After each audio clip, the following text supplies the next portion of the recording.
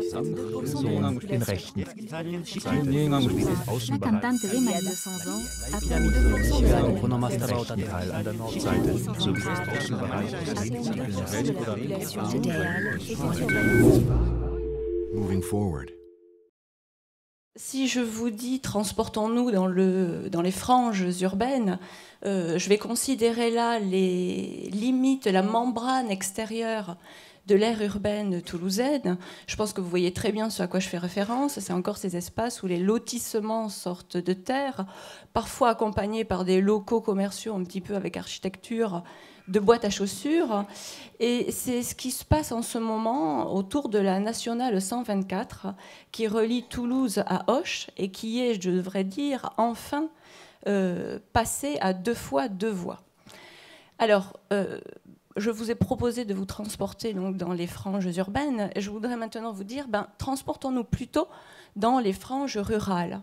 Alors je vous heurte peut-être un peu en disant cela. En tout cas, j'espère que j'aiguise votre curiosité. Mais qu'est-ce que je vous propose? C'est de considérer le même espace, donc cette frange extérieure de l'aire urbaine, mais de la regarder avec un autre angle, avec l'angle de politiques qui sont menées depuis, à partir, si vous voulez, des acteurs ruraux, des politiques d'accueil de population. Et je vois là émerger une population assez particulière, une dynamique territoriale que la lecture par l'approche classique périurbaine me permet de moins bien saisir.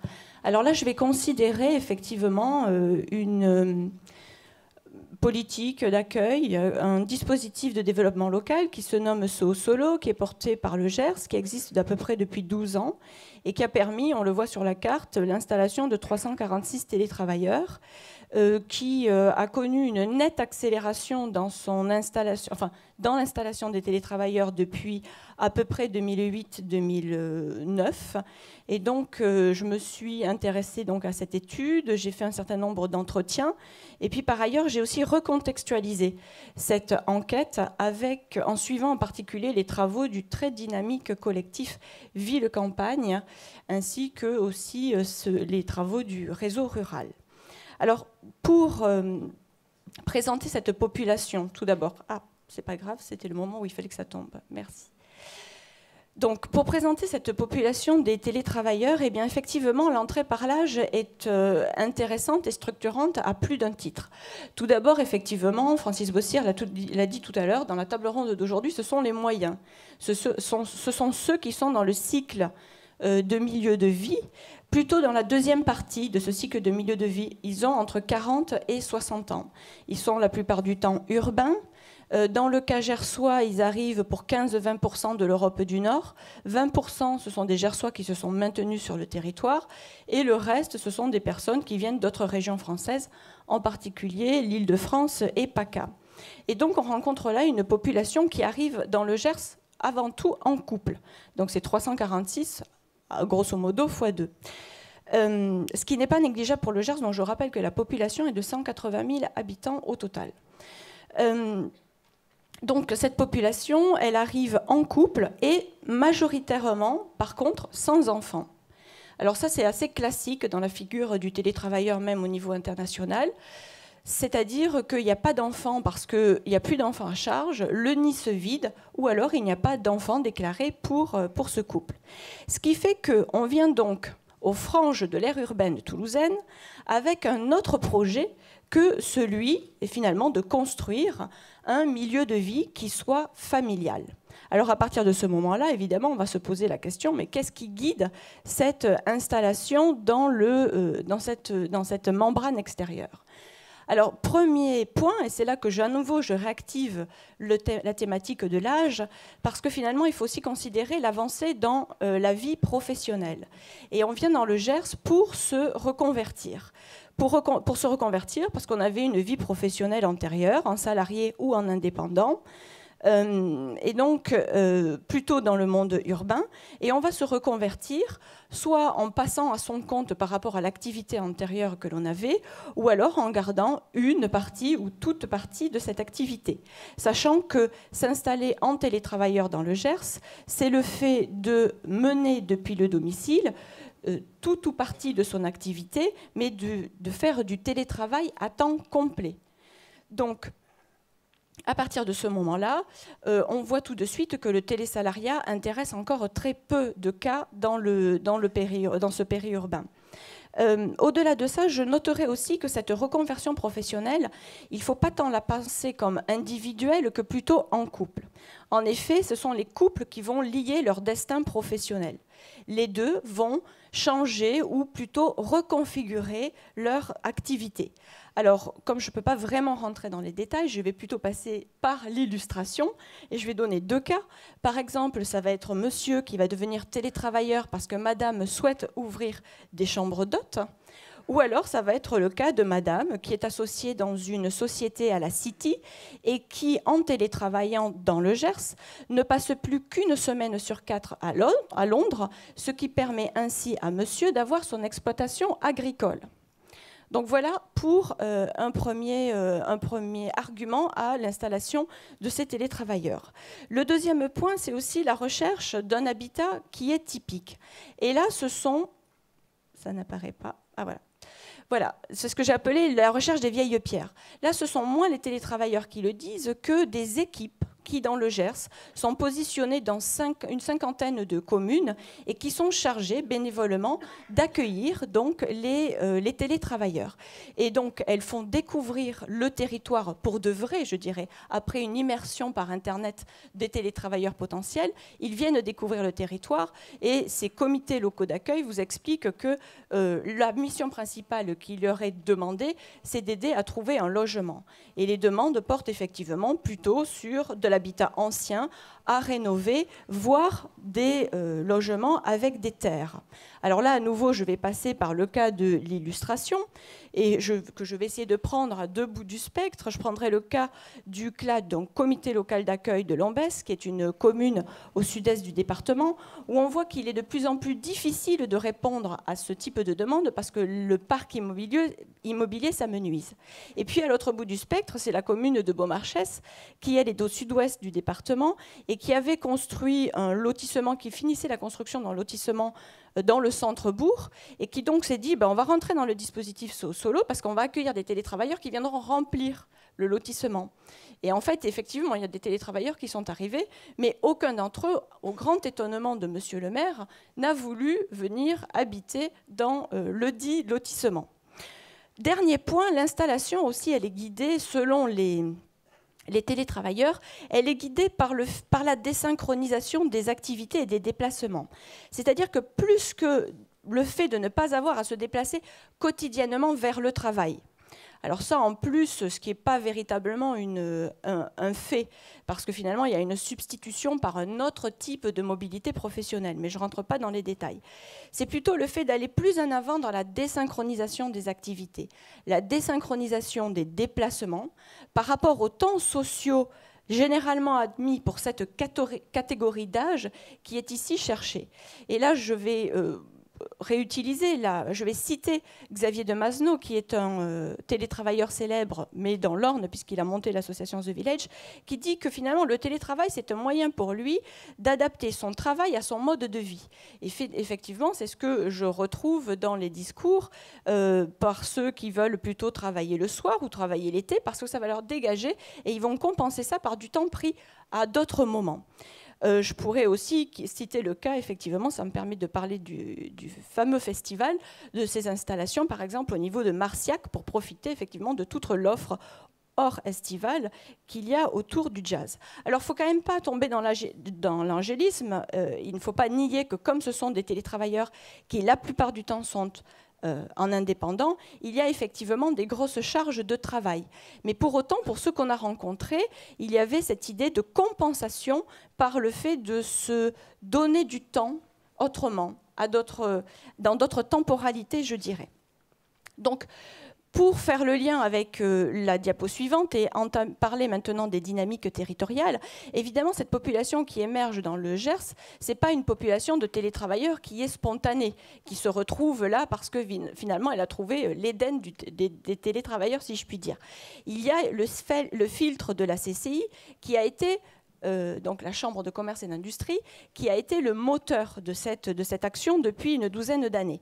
Mais finalement, ce qui est là intéressant, c'est de se rendre compte, et c'est ce sur quoi je voulais insister dans un deuxième temps, c'est qu'on a des stratégies territoriales dans ces fronts pionniers périurbains où on voit très bien que le rural s'organise également.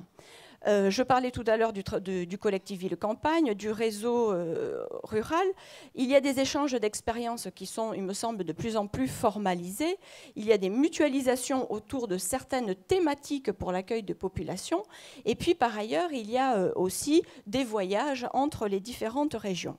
Et donc là, il me semble qu'on voit au-delà du cas du Gers des collectivités territoriales qui veulent sortir de leur cité, de leur état de cité-dortoir, et qui voient bien que ce n'est pas sur le principe de la migration domicile-travail qui pourront être attractifs. Donc à partir de ce moment-là, ils se sont aussi, il me semble, tournés et appuyés sur le maillage, en particulier Internet, qui leur a été proposé. Ce qui n'aboutit pas systématiquement à des politiques d'accueil qui se tourneraient vers le télétravail. Je dirais que l'exploitation de cette mise à disposition du réseau Internet dans ces territoires ruraux reste à la discrétion, dans ces modalités, reste donc à la discrétion des différents territoires. Mais il y en a quand même un certain nombre qui ont été mis en place. Je parlais tout à l'heure de l'Orne et je pourrais donner une liste plus complète sur le plan français. Ce qu'on voit très bien, c'est que les actions qui fonctionnent le mieux et qui donc arrivent à capter une population, ce sont celles qui, au-delà de l'accompagnement technique, c'est-à-dire dire on a un niveau satisfaisant de débit Internet, on a des télécentres, c'est celle qui la couple aussi avec un accompagnement des personnes, tant sur le plan professionnel que sur le plan familial. Parce que peut-être ce que je n'ai pas dit tout à l'heure et ce que je voulais aussi illustrer à travers cette slide, c'est que les comités locaux d'accueil dans le Gers vous accueillent gratuitement. Ce sont des équipes bénévoles et autant de temps que vous en avez besoin. Et donc, tout de suite, le lien est fait dès le moment où vous cliquez sur la carte interactive, comme 36 000, a priori 36 000 personnes à peu près le font, eh bien, vous allez pouvoir localiser ou les télétravailleurs, ou les structures d'aide à l'implantation de votre activité, ou les villages dans lesquels vous avez ces fameux comités locaux d'accueil. Vous allez trouver immédiatement ensuite défini, proposé une découverte virtuelle des communes. Donc vous allez ainsi pouvoir balayer l'intégralité du territoire avec les onglets qui vous ouvrent un certain nombre d'aménités. Mais le lien est fait tout de suite avec le fait de vous dire il y a des gens qui vous attendent. Et finalement, l'argument principal de ces espaces dans cette membrane extérieure des aires urbaines, elle repose sur le fait de dire qu'on peut pallier au fait de ne plus avoir des migrations alternantes quotidiennes, avec d'autres modes d'exploitation, avec des modes peut-être plus originaux et moins normés de travail, mais pour autant, on vous assure qu'on va faire baisser le risque de votre installation. Donc, en conclusion, si j'ai voulu parler dès le départ, de vous dire que je vous transporte dans ces zones plutôt périrurales que périurbaines, ce n'est pas tant pour faire un contrepoint et m'opposer aux logiques périurbaines qu'on a vues depuis ce matin, mais c'est plutôt au contraire pour cerner encore mieux la manière dont il faut, à mon avis, appréhender ces territoires et appréhender les logiques qui les traversent et l'hybridation dont ils sont porteurs. Donc cette logique, en parlant de logique périrurale, m'a permis, top chrono en 12 minutes à peu près, de réussir quand même à vous montrer qu'il y a une population assez spécifique, donc qui n'est pas tournée sur le cycle familial qui vient dans ces zones-là, et de s'interroger, mais peut-être que le temps de la discussion le permettra d'autant mieux, de se demander si finalement on est dans une émergence de ce phénomène. Il y a un volume qui grossit quand on regarde les statistiques, les annuaires statistiques du point de vue du nombre de personnes qui à travers la France sont intéressées et s'installent, mais également du nombre de territoires qui s'intéressent et qui donc montent ce type de projet. Et puis par ailleurs, ça a été dit aussi dans la table ronde précédente, on a maintenant des territoires qui sont actifs, qui sont périurbains, l'assument et veulent sortir leur épingle du jeu. Je vous remercie. Merci beaucoup.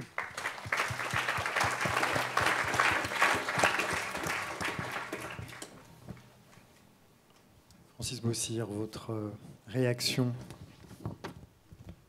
Je n'étais pas en train d'écrire à mes parents. Alors, vous avez rappelé tout à l'heure, pour commencer, que dans les années 80, il y avait déjà eu toute une bouffée, si je puis dire, de recherche sur cette question du télétravail. C'était retombé comme un soufflet en cuisine, peut-être parce que c'était trop tôt. Peut-être que 40 ans après, il y a des choses qui ont changé et que ces questions qui étaient retombées un peu dans l'oubli, avec pas un gros développement sur le terrain, beaucoup d'expérimentations qui avaient échoué. Et je pense que c'était quand même resté infinitésimal pendant toutes ces années. J'ai encore le souvenir, me semble-t-il, d'une expérimentation de la RATP, en milieu urbain cette fois, pour un immeuble de télétravailleurs, réunissant les employés de différentes entreprises dans un lieu qui était près de chez eux. Je ne sais pas ce que c'est devenu du côté de Villejuif. Tout ça, c'est retombé dans l'oubli, et peut-être que maintenant, c'est la question de l'émergence que tu soulevais. Peut-être que c'est maintenant que certaines de ces questions, on pourrait dire la question de l'énergie. Il y a 40 ans, on a écrit le problème énergétique dans le périurbain, c'est important, c'est embêtant. C'était il y a 40 ans, tout le monde s'en est foutu parce que c'était pas important à ce moment-là. Bon, peut-être que c'est une question qui aujourd'hui donne de l'actualité à ces questions d'il y a 40 ans. Alors peut-être que là, les télétravailleurs, on est dans cette catégorie. Moi, j'ai réagi sur 2-3 points, mais c'est principalement des questions. On retrouve, alors on ne va pas épiloguer là-dessus, je pense, on retrouve le clivage socio-économique, socio-culturel qu'on a vu partout ailleurs. Les gens qui font ça sont des gens qui ont un niveau socio-culturel relativement élevé. Ce sont la plupart du temps des travailleurs indépendants, si j'ai bien compris, ou des micro-entreprises. Pour que le phénomène se diffuse, se généralise quantitativement et fixe plus de monde à proximité de son lieu d'habitation, il faut qu'il se passe quelque chose du côté de l'entreprise. Il n'y a pas, alors que là, on est pratiquement débarrassé de cette question-là, puisque c'est par leur propre initiative que ces gens, finalement, peuvent travailler là où ils résident. Bon, donc, la généralisation après l'émergence, la diffusion du processus, supposerait probablement... Alors, ça, ce serait une première question, mais tout de suite, oui. Pour pas oublier. Oui. Moi, je ne cherche pas à prouver qu'il va y avoir après-diffusion. Je suis plutôt, effectivement, dans le fait de soulever cette population pour, justement, montrer qu'elle nous amène à considérer, avec un autre angle, finalement, les dynamiques que l'on peut avoir sur ces territoires. Donc, je ne suis pas trop dans la volonté de démontrer que, ça y est, la vague du télétravail va effectivement maintenant déferler. Pour la deuxième question, par rapport à la configuration, effectivement, il y a un contexte qui bouge. Il y a la loi au JO de novembre, on a une loi sur le télétravail donc, qui vient d'être publiée et qui concerne les administrations d'une part. Et puis par ailleurs, bon, on peut toujours rêver, mais il me semble que dans les entreprises, on en est à peu près au même niveau qu'avec les questions de voitures électriques. On a un parc de voitures électriques un petit peu pour communiquer et pour dire, voilà, pour être à la page. Et le télésalariat en est un petit peu à cet état-là. Donc je ne m'avancerai pas pour dire que c'est tout bon pour le déferlement. In Rechten.